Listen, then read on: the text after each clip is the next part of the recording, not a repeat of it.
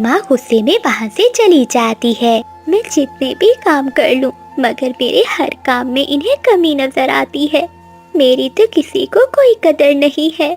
मेरी माँ कहती थी कि मैं एक दिन बहुत बड़ी चित्रकार बनूंगी। क्या सच में मैं कभी चित्रकार बन पाऊंगी? ये सब तो मुझे चैन से जीने भी नहीं देते। यहाँ तो मेरी कदर ही नहीं है और ना ही मेरे सपनों की। शाम के समय जब मानो चिड़िया की सौतेली माँ उसकी बेटी दोनों खाना खा रही थी तो वो मानो चिड़िया से कहती है, जी माँ जी, ये कैसा खाना बनाया है, जरा देखो तो दाल में नमक ही नमक है। मम्मा जरा इसे अच्छे से समझा दीजिए, क्या जब ये ससुराल जाएगी तो ऐसे ही खाना बनाएगी? जो भी हो माँ, बेइज्जती तो आपकी ही होगी। सुन लिया कलमुही, जा मेरी बेटी के लिए दोबारा से भोजन बना कर आ। क्या करें बेटी, अब ये मनहूस हमारे गले पड़ गई है। रोती हुई मानो चिड़िया फिर से रसोई में जाती है और खाना बनाने लगती है। अगले दिन मानो चिड़िया का पिता घर लौट आता है। माँ जरा जल्दी आइए, देखिए पिताजी आ गए। बाबा मैंने आपको फ्रॉक का कहा था, क्या आप लेकर आए हैं? हाँ मेरी बेटी, ये लो अपना फ्रॉक, मैं सब कुछ लाया हूँ जो तुमने कहा था। तभी मानो चिड़िया अपने पिता से कहती है, बाबा मैंने आपको कलर का कहा था, क्या आप वो लेकर आए हैं? ये सुनते ही मानो चिड़िया के पिता को गुस्सा आ जाता है। ये सब बेकार की चीजें हैं, क्या मैं तेरे ऊपर अब अपने पैसे जाया करूँ? लेकिन बाबा मुझे कलर करना पसंद है। ये सुनते ही चिड़े को गुस्सा आ जाता है और वो अपनी बेटी के एक जोरदार पंख मारता है। बहुत जुबान चलने लगी है तुम्हारी। तेरी माँ ठीक ही कहती है कि तू कोई काम भी ढंग से नहीं करती, तू बस घर के काम करने पर ध्यान दे। ये सुनकर मानो चिड़िया रोने लगती है। ठीक है पापा, मैं सीख लूंगी। चिड़िया की सौतेली माँ और बहन देखकर मुस्कुराती हैं, लेकिन कुछ भी नहीं कहती। उसी जंगल में एक अमीर चंदू चिड़े का परिवार भी रहता था, लेकिन वो उस जंगल में मामूली से घर में रहते थे। जंगल में किसी को भी नहीं मालूम था कि वो बहुत अमीर पक्षी हैं, क्योंकि उनका असली बिजनेस विदेश के जंगल में था। शाम के समय मानो चिड़िया अकेली नदी पर बैठी चित्र बना रही थी। वहीं पेड़ के पास चंदू चिड़ा खड़ा होता है और वो मानो चिड़िया को देख रहा होता है। ये चिड़िया कितनी सुंदर है, हमेशा यहीं आती है और यहीं बैठकर चित्र बनाती है, लेकिन क्यों इतनी सुनसान जगह पर भला कौन अकेला बैठता है? लगता है इसके जीवन में बहुत दुख हैं। कभी कभी तो मैं इसे चुपचाप रोते हुए भी देखा है, ऐसा क्यों होगा? तभी चंदू चिड़ा मानो चिड़िया के पास आता है। अरे तुम कौन हो और यहाँ क्या कर रहे हो? तुम मेरा पीछा कर रहे हो? नहीं नहीं, मैं तो बस आपके चित्र देख रहा था। क्या क्या सच में? हाँ, आपके चित्र तो बहुत सुंदर हैं। क्या सच में? तुम झूठ तो नहीं बोल रहे? नहीं नहीं।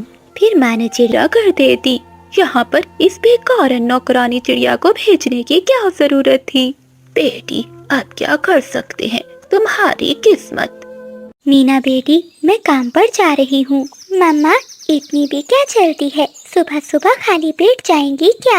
कम से कम मम्मा चाय तो पी कर जाएं। मीना, तुम्हारी चाय के चक्कर में सूरज सर पर चढ़ जाएगा और फिर सारी की सारी मछलियाँ नदी के भीतर चली जाएंगी। अगर मछलियाँ नहीं मिली तो बाजार में क्या बेचने जाऊंगी? तभी मानो चिड़िया की बेटी रसोई से चाय लेकर आती है। मामा इतनी भी क्या जल्दी है, जो भाग्य में लिखा है वो तो मिलकर ही रहेगा। ये लीजिए चाय पी लीजिए, जब तक मैं नाश्ता लेकर आती हूँ। हाँ मीना, अब तुमसे भला कौन जीत सकता है। फिर मानो चिड़िया चाय पीती है और अपना मछलियों का जाल उठाकर अपने घर से निकलती है। नदी पर मानो चिड़िया का दोस्त कबूतर भी इंतजार कर रहा था। मानो बहन, कहाँ रह गई थी तुम? देखो तो सूरज सर पर चढ़ आया है। अरे कबूतर भैया, क्या करती, तुम्हें तो पता है मीना का, वो मुझे बिना नाश्ते के आने नहीं देती। ठीक है मानो बहन, चलो अब जल्दी से जाल फेंकते हैं। फिर मानो चिड़िया और कबूतर मिलकर नदी में जाल फेंकते हैं। वो सुबह से शाम तक बैठे रहते हैं, लेकिन उनके जाल में एक भी मछली नहीं फंसती। जिसके बाद परेशान होकर कबूतर चिड़िया से कहता है, मैंने तो पहले ही कहा था कि हमें आज देर हो गई है, अब मछलियाँ नहीं मिलेंगी। तुम्हें तो पता है मानो बहन, हमारे घर का चूल्हा इन मछलियों के बेचने से ही चलता है। आज एक भी मछली नहीं मिली, न जाने कहाँ से आएगा राशन। माफ करना कबूतर भैया, मुझे नहीं मालूम था कि हमारी आज की मेहनत जाया जाएगी। हम गरीबों की तो किस्मत ही बुरी है जो 2 वक्त की रोटी के लिए इतनी मेहनत करनी पड़ती है। न जाने कब हमें छुटकारा मिलेगा इस गरीबी से। चिड़िया बहन, अगर तुम गरीबी से इतनी ही तंग हो तो इस नदी में छलांग लगा दो। क्या मतलब? मानो बहन, सुना है कि इस नदी में एक जादुई जंगल है। ये काम है बहुत मुश्किल, क्योंकि हमारे जंगल के 2 पक्षी गए थे इस नदी में। एक तो लौट कर नहीं आया, जो दूसरा आया था वो मालामाल होकर आया था। अरे कबूतर भैया, ये आप कैसी बातें कर रहे हैं? भला क्या पानी के अंदर जीवन संभव है? आप तो बस ऐसे ही बातें कर रहे हैं। चलिए अब घर चलते हैं, अंधेरा हो रहा है। मानो चिड़िया कबूतर की बात को अनसुना कर कर अपने घर आ जाती है। जब से मानो चिड़िया ने कबूतर की बात सुनी थी, तब से मानो चिड़िया का मन उस जादुई जंगल को देखने का कर रहा था। क्या हुआ मम्मा, आज आपको नींद नहीं आ रही? फिर मानो चिड़िया अपने घोंसले से उड़ती हुई अपनी बेटी को उस जादुई दुनिया के बारे में बताती है। मीना बेटी, तुम मेरे लिए कल रोटी और पानी बांध देना। ऐसी गरीबी में अब हम नहीं जी सकती। तुम भी अब बड़ी हो गई हो, मुझे तुम्हारी शादी भी करनी है, इसलिए मैं अपनी तरफ से एक कोशिश जरूर करूंगी। ठीक है मम्मा, लेकिन अपना ध्यान रखिएगा। मानो जादूगरनी चिड़िया सभी पक्षियों से दूर घने काले जंगल में रहती थी। जादूगरनी चिड़िया का एक ही बेटा था जो बहुत जिद्दी था। जिस चीज की भी वो इच्छा करता था, जादूगरनी चिड़िया उसे उसी समय बना देती थी। जादूगरनी चिड़िया बहुत अच्छे स्वभाव की थी। वो हमेशा सभी पक्षियों की मदद करती थी। एक दिन जादूगरनी चिड़िया अपने घोंसले में सो रही थी, तभी उसका बेटा बबलू आता है। वो अपनी माँ की जादुई छड़ी देखकर उठा लेता है। आज तो मैं भी जादू करूँगा, मम्मा की छड़ी से जंगल में जाता हूँ। बबलू चिड़ा वो छड़ी उठाता है और जंगल की ओर निकल जाता है। वो एक बागीचे में जाता है जहाँ पेड़ के नीचे गाय घास खा रही थी। मम्मा भी जादू करती हैं, आज मैं भी इस छड़ी से जादू करके देखता हूँ, ये गाय डर जाएगी। फिर बबलू चिड़ा छड़ी की ताकत देखने के लिए सीधा गाय पर जादू करता है। छड़ी से एक जादुई बिजली निकलती है, जिससे वो गाय वहीं मर जाती है। तभी वहाँ गाय का मालिक तोता आ जाता है। चीकू तोता अपनी गाय को इस हालत में देखकर रोने लगता है। मैंने किसी का क्या बिगाड़ा था? मैं तो पहले ही बहुत गरीब हूँ। इसी गाय के दूध से ही तो मेरा परिवार चलता था। तभी बबलू चिड़ा वहाँ आता है। तोते अंकल, मुझे माफ कर दो, मैं तो बस खेल रहा था, मेरे कारण ही आपकी गाय मर गई। बेटे, तुमने ऐसा क्यों किया? मेरे पास तो इसके अलावा और कुछ भी नहीं है। तोते अंकल, आप मेरे साथ चलिए, मैं आपको अपनी माँ से मिलवाता हूँ। फिर बबलू चिड़ा तोते को लेकर अपनी माँ के पास जाता है। बबलू, आ गए तुम? तो ये छड़ी तुम लेकर गए थे? माँ, मुझे माफ कर दो, मैंने इस जादुई छड़ी से तोते की गाय पर जादू किया और वो मर गई। माँ, आप इन्हें दूसरी गाय दे दें। नहीं, मुझे मेरी वही गाय चाहिए। मुझे अपनी गाय से बहुत प्यार था, मुझे दूसरी गाय नहीं चाहिए। ये सब सुनकर जादूगरनी चिड़िया बोलती है, मैं उसे जिंदा तो नहीं कर सकती, लेकिन उसके बदले एक और गाय दे सकती हूँ। नहीं नहीं, मुझे वही गाय चाहिए। ठीक है, मैं तुम्हें एक सोने की गाय देती हूँ। चिड़िया की ये बात सुनकर तोता खुश हो जाता है।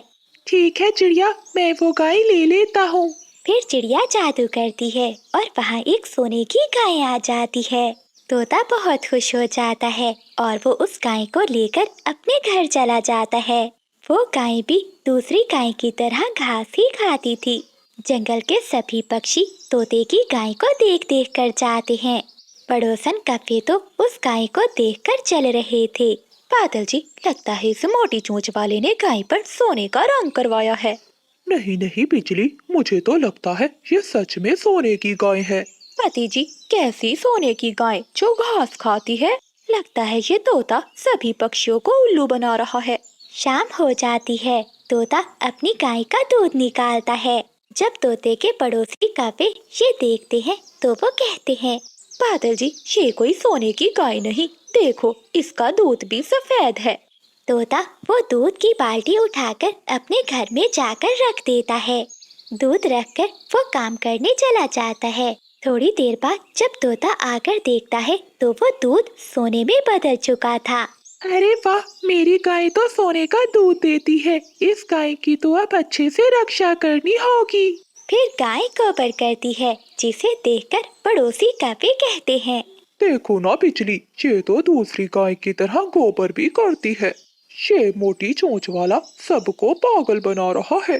तोता वो गोबर उठाता है और घर के अंदर ले जाता है। तभी गोबर सोने में बदल जाता है। अब तो तोता बहुत खुश हो जाता है। अरे वाह, मजा ही आ गया। मेरी गाय तो सोने का दूध देती है और सोने का गोबर देती है। अब तोता जंगल का सबसे अमीर पक्षी बन जाता है। वो किसी को कुछ भी नहीं बताता। तोते की गाय गर्भवती हो जाती है और वो एक बच्चा देती है। तोते की गाय का बच्चा भी सोने का था। ये देखकर कौवा कबूतर से कहता है, देखो देखो कबूतर यार, इस तोते ने तो बच्चे पर भी सोने का रंग करवा लिया है। लेकिन कुछ भी हो बादल, जब से ये तोता सोने की गाय लेकर आया है, बहुत अमीर होता जा रहा है। फिर बादल कौवा मन ही मन में सोचता है, वैसे कबूतर ठीक ही कह रहा है, कोई ना कोई रहस्य तो जरूर होगा। रात हो जाती है। बादल कौवा और बिजली कभी अपने घर से निकलते हैं और वो तोते की गाय को चुराकर वहाँ से ले जाते हैं। बादल कौवा गाय को चारा डालता है। गाय चारा खा जाती है। चारा खाते ही गाय गोबर करती है। ये क्या बादल जी, ये गाय तो गोबर कर रही है। तभी तोता भी वहाँ आ जाता है। अरे कव्वो, तुमने मेरी गाय चुराई, मुझे मेरी गाय वापस दो। हम नहीं देंगे, जो करना है कर लो। तभी तोता कौवे से लड़ने लगता है। शोर की आवाज सुनकर बाकी पक्षी भी वहाँ आ जाते हैं और वो सब तोते की गाय उसे वापस दिला देते हैं। तोता अपनी गाय लेकर चला जाता है। तभी वहाँ खड़े सभी पक्षी देखते हैं गाय ने जो गोबर किया था वो सोने का बन जाता है।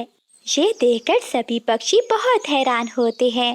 देखो बादल जी, ये गोबर तो सोने का बन गया है, तभी तो वो मोटी चोंच वाला इतना अमीर हो गया है। अगले दिन कुछ और पक्षी उस गाय को चुराने आते हैं और वो पक्षी उस गाय को चुरा कर ले जाते हैं। तभी उसका बछड़ा वहीं रह जाता है। गाय का बच्चा बहुत रोता है। उसकी आंखों से निकलने वाले आंसू मोती बन जाते हैं। ये देखकर तोता खुश हो जाता है, साथ में उसे दुख भी होता है। ये बच्चा अपनी माँ के लिए रो रहा है।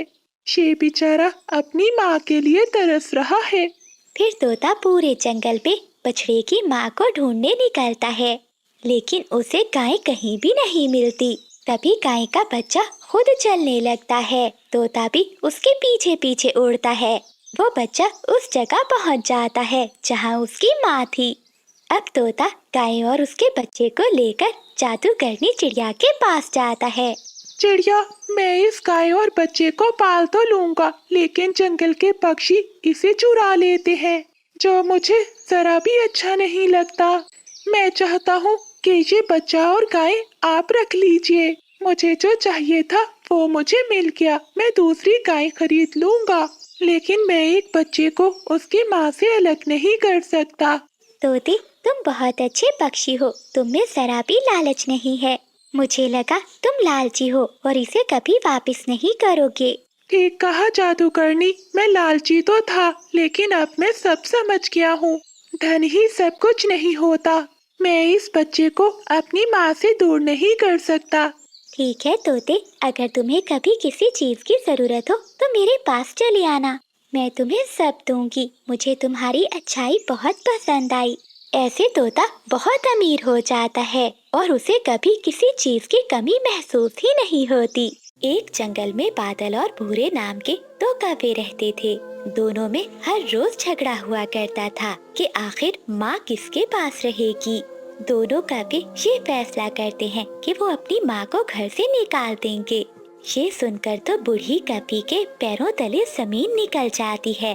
बेटा, मैंने तुम्हें बचपन से लेकर आज तक कभी कोई कमी नहीं होने दी, और आज जब मेरे पंख काम नहीं करते तो तुम मुझे घर से निकाल रहे हो। मुझे कोई शौक नहीं है तुम्हें घर से निकालने का, लेकिन क्या सारी उम्र मैं ही तुम्हारी जिम्मेदारी उठाऊंगा? पूरे का भी हक बनता है कि नहीं? तू बड़ा है, तूने ही माँ के ज्यादा पैसे खर्च किए हैं। मैं तो बचे कुचे में ही गुजारा कर लेता था ना। लेकिन बच्चों, मैंने तुम दोनों को एक समान ही चीजें दी हैं, भले जो भी खाने के लिए हो। माँ, वो